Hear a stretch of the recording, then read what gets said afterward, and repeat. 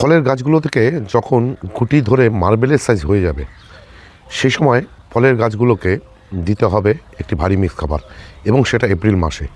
তার জন্য এখনই বানিয়ে রাখতে হবে একটি ভারী মিক্স খাবার। কী সেই ভারী মিক্স খাবার, আর সে নিয়েই আজকের ভিডিও।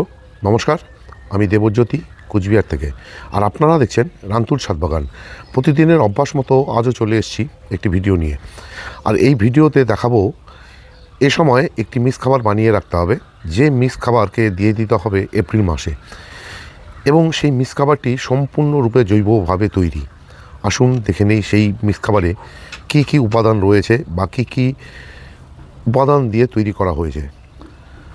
শুরুতেই বলে রাখি, এই মিক্স খাবারকে যতদিন আপনারা ডিকম্পোজ করাতে পারবেন, খাবারটি কিন্তু ততই গুণমান সম্পন্ন একটি উৎকৃষ্ট মানের খাবার তৈরি হয়ে যাবে। আসুন তাহলে দেখে নিই।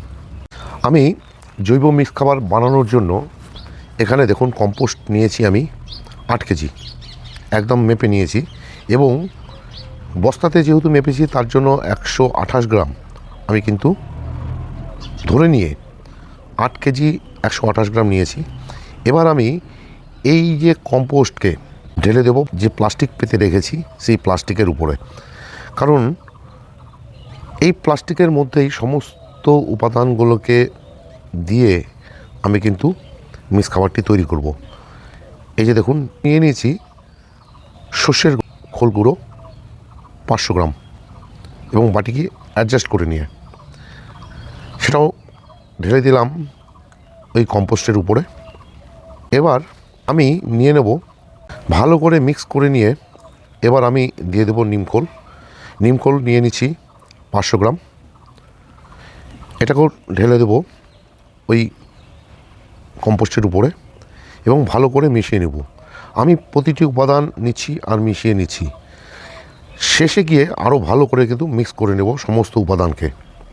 এবার আমি নিয়ে নেব হাড়ের গুঁড়ো, সেটা নিয়েছি 500 গ্রাম, এবং দেখুন হাড়ের গুঁড়ো কতটাই সুন্দর, কতটাই ভালো মানের হাড়ের গুঁড়ো। সেটাকেও ভালো করে মিক্স করে নিয়ে তারপর আমি দিয়ে দেব শিংকুচি নিয়ে নেব 500 গ্রাম।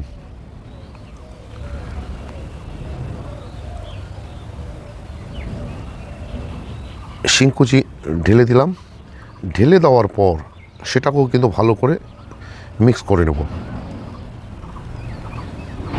একটি একটি করে উপাদান মেশাবো আর এভাবে কিন্তু মিক্স করে নেব, তবেই খাবারটি ভালো মতন মিক্স হয়ে যাবে। এবার এই মিক্স খাবারে দিয়ে দেব জৈব পটাশ এবং জৈব ফসফেট। এখানে জৈব পটাশ এবং ফসফেট যে নিয়েছি রয়েছে কিন্তু 1 কেজি করে, এবং সম্পূর্ণরূপেই অর্গানিক। তার মধ্যে থেকে আমি দিয়ে দেব 500 গ্রাম করে। আমি দেখুন এখানে 500 গ্রাম নিয়ে নেব জৈব ফসফেট, সেটাও 500 গ্রাম নিয়ে আমি ওই মিক্স খাবারের উপরে ঢেলে দেব।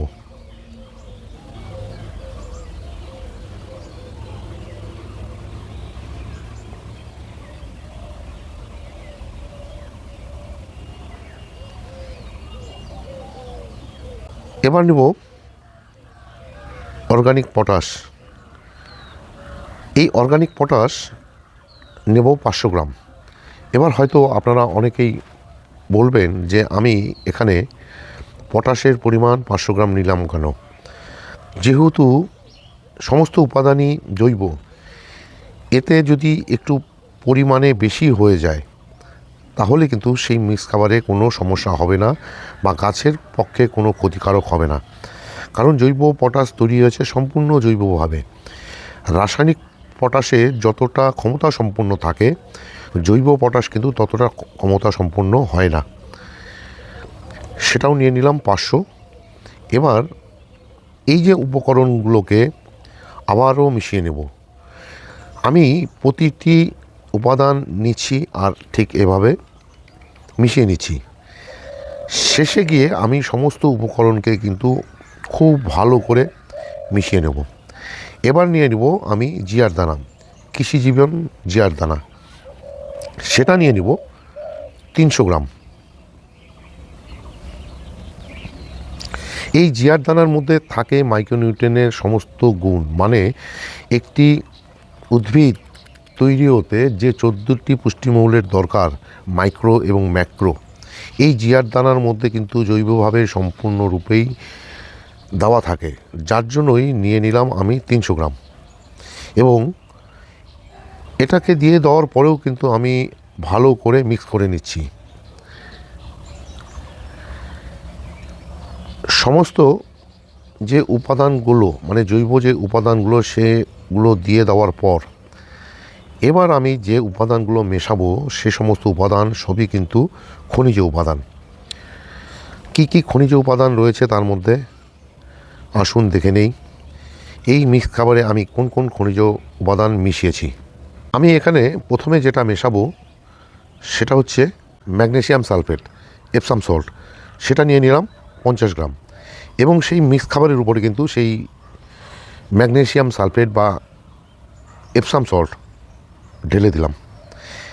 এই এপসাম সল্ট দেওয়ার উদ্দেশ্য গাছের পাতা ঠিক রাখবে। গাছের পাতা ঠিক থাকা মানে গাছ সূর্যালোক থেকে সহজেই সালোকসংশ্লেষ করে খাবার তৈরি করতে পারবে, যার জন্য কিন্তু এই এপসাম সল্ট নিতে হয়েছে। এবার আমি নিয়ে নেব হিউমিক অ্যাসিড। এই যে দেখুন হিউমিক অ্যাসিড, হিউমিক 99, কৃষিজীবন যে কোম্পানি ছিল সেই কোম্পানিরই কিন্তু আমি হিউমিক অ্যাসিড নিয়ে নিয়েছি, এবং এই হিউমিক অ্যাসিড নেব আমি 100 গ্রাম।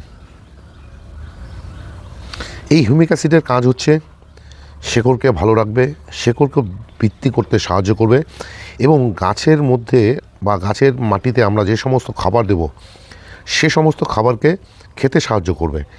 যার জন্য কিন্তু হিউমিক অ্যাসিড দিয়ে দিলাম আমি এই খাবারে 100 গ্রাম। এবার আমি নিয়ে নেব জিপসাম, ক্যালসিয়ামের সোর্স হিসেবে। এখানে আমি 200 গ্রাম নিয়েছি। 200 গ্রাম নেওয়ার উদ্দেশ্য হচ্ছে আমি যদি এখানে ক্যালসিয়ামের আরেকটি সোর্স চুন দিয়ে দিতাম তাহলে জিপসাম নিতাম 100 গ্রাম এবং চুন নিতাম 100 গ্রাম। যেহেতু আমি শুধুমাত্র জিপসাম ব্যবহার করছি তাই আমি জিপসাম নিয়ে নিলাম এখানে 200 গ্রাম। এবার এখানে আমি আরেকটি জিনিস মেশাতে পারতাম, সেটা হচ্ছে বোরন। বোরন মানে বোরাক্স, যাকে আমরা সোহাগা বলি, যা কিনা গাছের মিডিয়াতে দেওয়া হয়। বোরন 20 নয়, বোরন 20 অনেকে ভুল করে মিশিয়ে ফেলেন। বোরন 20 কিন্তু গাছের স্প্রের জন্য। আমি চাইলে এখানে বোরাক্স মেশাতে পারতাম, কিন্তু মেশানোর প্রয়োজনীয়তা মনে করলাম না, তাই কিন্তু আমি এখানে বোরাক্স যেটা মানে বোরন সেটা কিন্তু মেশালাম না। এবার সমস্ত উপকরণকে আমি খুব ভালোভাবে মিশিয়ে নিয়ে হালকা জলের ছিটে দিয়ে আমি কিন্তু বস্তাবন্দি করে রেখে দেবো এই মিক্স খাবারটিকে। সম্পূর্ণ উপাদানগুলোকে আমি খুব ভালোভাবে মিশিয়ে নিলাম। দেখুন তৈরি হয়ে গেল আমার গাছের জন্য, ফুল এবং ফলের জন্য একটি শক্তিশালী জৈব মিক্স খাবার। এই মিক্স খাবারটিকে সম্পূর্ণভাবে এবং খুব ভালোভাবে মিক্স করে নিয়ে আমি স্প্রেয়ারের মাধ্যমে জল স্প্রে করে দিচ্ছি। জল স্প্রে করে দিচ্ছি এই কারণেই, এই যে এখানে যে সমস্ত উপাদানগুলো রয়েছে সে সমস্ত উপাদান এই জলের ছিটে পেয়ে বা জলে স্প্রে করার ফলে খাবারগুলো কিন্তু ডিকম্পোজ হতে শুরু করবে। এবার আমি এই জল স্প্রে করে দেওয়ার পর ভালো করে একটু ঘেঁটে নিয়ে আমি কিন্তু বস্তাবন্দি করে রেখে দেব, এবং বস্তাবন্দি করে রেখে দেব অন্তত 1 মাস। আর মাঝে মাঝে ঘেঁটে দিয়ে আবার মুখ বন্ধ করে রেখে দেব। আর এই ছিল আজকের ভিডিও। আজকের ভিডিওটি যদি আপনাদের ভালো লেগে থাকে তাহলে একটি লাইক দেবেন, কমেন্ট করবেন, এবং আমার চ্যানেলটি যদি সাবস্ক্রাইব করা না থাকে তাহলে চ্যানেলটি অবশ্যই সাবস্ক্রাইব করে নেবেন। কেননা প্রতিদিন দুপুর 2টোয় আমার এই চ্যানেলে কোনো না কোনো ভিডিও চলেই আসে। সেই সমস্ত ভিডিও দেখতে হলে বা পেতে চাইলে আমার এই চ্যানেলটিকে সাবস্ক্রাইব করে নিতে হবে। সবাইকে অশেষ অশেষ ধন্যবাদ এবং শুভেচ্ছা জানিয়ে আজকের এই ভিডিও শেষ করছি।